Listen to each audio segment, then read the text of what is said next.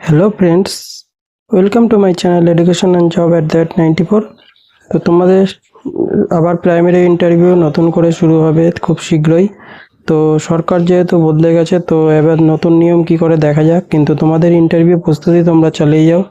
তো এখন বলা যাচ্ছে না যে তোমাদের নতুন করে ইন্টারভিউ সবার হবে না একবারে হবে। তো দেখো, এখানে একটা 5-7 মিনিটের ডেমো তোমাদের জন্য দেখাচ্ছি। যে আজকে আমরা গণিতের বিষয়ের উপর একটা ডেমো তোমাদের দেখাবো, যেখান থেকে খুব সহজেই তোমরা কিভাবে 5-এ 5 পাওয়া যায় তার উপরে একটা আইডিয়া দেবো। তো তোমাদের এই ভিডিওটা ভালো লাগলে লাইক শেয়ার সাবস্ক্রাইব করে দিও। তো চলো শুরু করা যাক আজকের প্রথম ক্লাস। তো প্রথম ডেমো ক্লাস আজকের।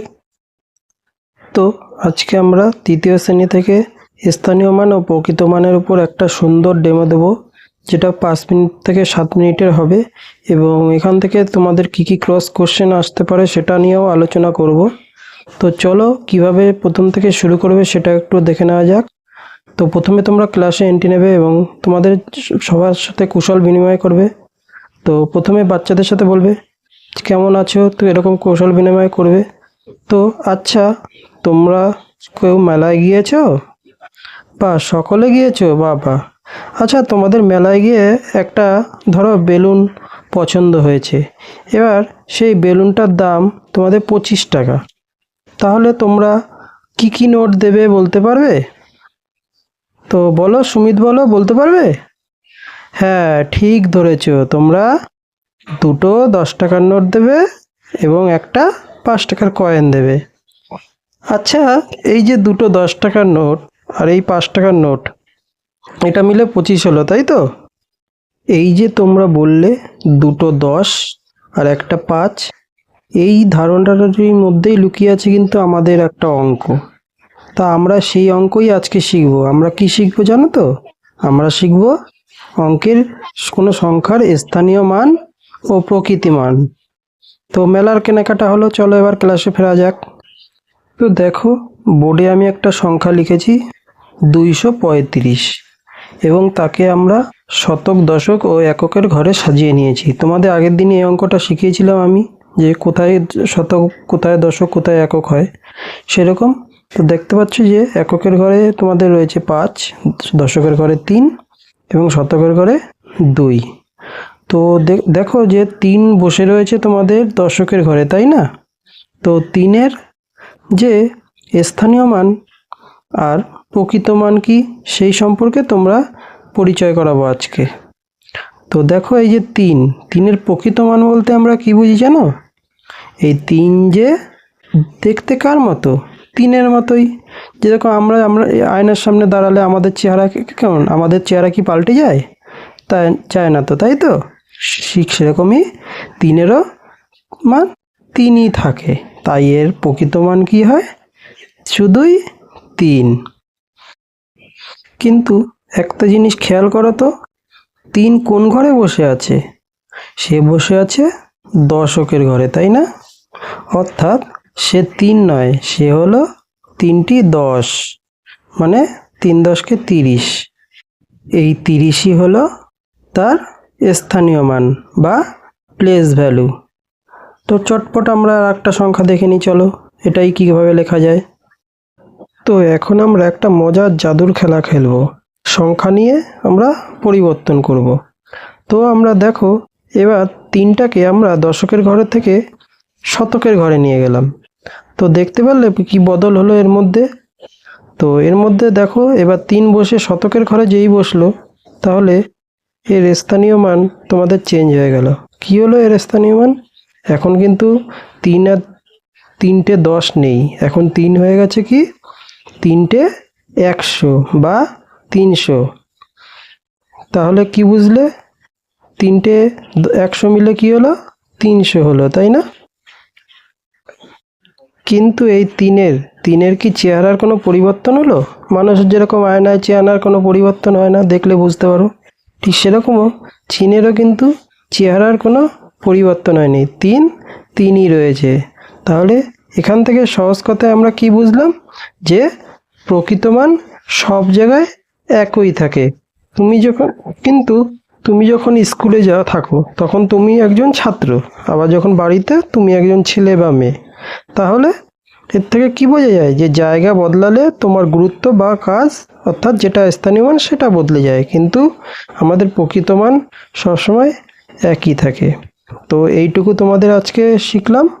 তো তাহলে আমরা প্রকৃত মান ও স্থানীয় মানটা শিখলাম। তাহলে এবার একটা মজার ধাঁধার কোশ্চেন বলো তো তোমরা, যে 427 এখানে 2-এর স্থানীয় মান ও প্রকৃত মান কত হবে বলো তো? কি বলছো অমিত? 2-এর স্থানীয় মান ও প্রকৃত মান তুমি পারবে? বলো তো দেখি। 2-এর স্থানীয় মান হলো 2 দশক বা 2 10, তাই বলছো তো? এবং এর প্রকৃত মান কি? 2 1 বা 2, যেরকম যেরকম কি 2 1 বা 2 দেশলাইয়ের কাঠি, এটা হলো 2। আবার এক একটা বান্ডিলে যদি 10টা করে 1 থাকে তাহলে 2 10 হয়ে গেল। তো এইভাবে তোমরা বের করতে পারবে 2 দশকের মান আর প্রকৃত মান। তো তোমরা বাড়িতে এরকম আরও কতগুলো সংখ্যার তোমরা করে নিয়ে আসবে, ঠিক আছে? তো আজকের ক্লাস এটুকুই থাকলো। তো তোমরা প্রত্যেকে বাড়ি থেকে করে নেবে। Thank you. তো বন্ধুরা, এখানে একটা 5 মিনিটের ডেমো দেওয়ার চেষ্টা করলাম, তোমরা তোমাদের মতো করে চেষ্টা করো। তো এবার এখান থেকে যে কি কি ক্রস কোশ্চেনগুলো হতে পারে সেগুলো নিয়ে একটু আলোচনা করা যাক। তো তোমাদের ইন্টারভিউতে দেখো, আগের যে ইন্টারভিউগুলো হয়েছিল সেখানে কিন্তু তোমাদের সাবজেক্টের উপর যেটা তোমরা ডেমো দিচ্ছ সেখান থেকে ক্রস কোশ্চেন করা হচ্ছে। তো সেই মতো আমিও ট্রাই করলাম কিছু কোশ্চেন তোমাদের দিয়ে দেওয়ার, সেখান থেকে হয়তো তোমরা কমন পেতে পারো। তো আজকে দেখো প্রথম কোশ্চেন যেটা হতে পারে, আচ্ছা আপনি তো একক ও দশক বোঝালেন, কিন্তু যদি সংখ্যাটি 10 হয় তবে এককের ঘরে শূন্যের কাজ কি? আর শূন্য না থাকলেই বা কি হতো? তো এর উত্তর হবে, শূন্য এখানে স্থান রক্ষাকারী বা প্লেস হোল্ডার হিসাবে কাজ করে। শূন্য না থাকলে আমরা বুঝতে পারতাম না যে একের মান এখানে 1 দশক বা 10। 53 সংখ্যাটিতে 5-এর স্থানীয় মান আর প্রকৃত মান কত? তো উত্তর হচ্ছে 5-এর প্রকৃত মান 5, কিন্তু দশকের ঘরে থাকায় তার স্থানীয় মান 50। কোশ্চেন নাম্বার 3, দশক মানে কি 10? দশক শব্দটির অর্থ কি? তো এর উত্তর হলো, দশক মানে 10টি এককের একটি দল বা গুচ্ছ। আপনি তো মুখে বললেন, কিন্তু ক্লাসে কোনো শিক্ষা উপকরণ টিএলএম ব্যবহার করলে কিভাবে একক দশক বোঝাতেন? আমি দেশলাই কাঠি বা কাঠি ও রবারের ব্যান্ড ব্যবহার করতাম। 10টি কাঠিতে একটি ব্যান্ড লাগিয়ে একক দশক এবং খুচরো কাঠি দিয়ে একক বোঝাতাম। এছাড়া অ্যাবাকাস বা স্থানীয় মান কার্ড ব্যবহার করা যায়। একজন ছাত্র যদি 27কে 72 লেখে তবে আপনি তাকে কিভাবে ভুলটা সংশোধন করাবেন?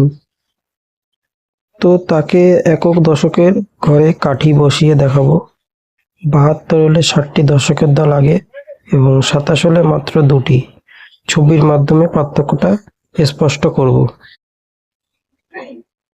বাস্তব জীবনে কোন উদাহরণের মাধ্যমে আপনি একক দশক বোঝাবেন? টাকা বা নোটের হিসাব, যেমন 10 টাকার নোট আর 1 টাকার কয়েন দিয়ে সবথেকে সহজে বোঝানো সম্ভব। আপনি যখন বোর্ডে লিখছিলেন তখন কোনো ছাত্র পিছন থেকে বদমাশি করলে আপনি কি করবেন? আমি লেখার সময় মাঝে মাঝে পিছন ফিরে তাকাবো এবং প্রশ্ন করার মাধ্যমে তাকে আলোচনার মধ্যে ব্যস্ত রাখব, যাতে সে বদমাশি করার সুযোগ না পায়। আপনি তো দশক পর্যন্ত বোঝালেন, যদি বাচ্চাটি হঠাৎ জিজ্ঞাসা করে শতক বা হাজার কি, তখন আপনি কি বলবেন? তাকে সহজ করে বলবো যে 10টি 10 নিয়ে যে একটি শতক হয়, ঠিক তেমনি আমরা আরও বড় বড় দল তৈরি করতে পারি। এইবারে একেবারে গভীরে গেলে কৌতূহল মিটিয়ে দেওয়াও সবথেকে সহজজনক। আপনি এককের ঘরে ইংরেজিতে ও আর দশকের ঘরে টি কেন লিখেছেন? বাংলায় এ ও দ লিখলে কি ভালো হতো না? এটি একটি গুরুত্বপূর্ণ পয়েন্ট। আপনি যে ভাষায় লিখবেন তার সপক্ষে যুক্তি রাখবেন। সাধারণত প্রাথমিক স্তরে বাংলার পাশাপাশি ইংরেজি অক্ষরগুলো শিখিয়ে রাখা ভালো, যাতে পরবর্তীতে তাদের সুবিধা হয়। বন্ধুরা, প্রশ্ন যাই হোক না কেন, উত্তর দেওয়ার সময় ঘাবড়াবেন না। যদি কোনো উত্তর জানা না থাকে তবে বিনয়ের সাথে স্বীকার করুন। ইন্টারভিউরা আপনার কানের চেয়ে আপনার ধৈর্য এবং আত্মবিশ্বাস বেশি লক্ষ্য করেন। তো এই যে টিপসগুলো দিলাম, এগুলো মনে রাখলে অবশ্যই আপনাদের আশা করি ইন্টারভিউ ভালো হবে। এবং আপনারা কিন্তু ইন্টারভিউ জোর কদমে চালিয়ে যান, এবং আর কোন কোন বিষয়ের উপর আপনারা জানতে চান সেটা অবশ্যই জানান। আমি প্রশ্নের উত্তর দেওয়ার চেষ্টা করব, এবং পরবর্তীতে কী ভিডিও লাগবে সেটা অবশ্যই কমেন্ট করে জানান, তাহলে সুবিধা হবে। থ্যাংক ইউ আজকের ভিডিও দেখার জন্য।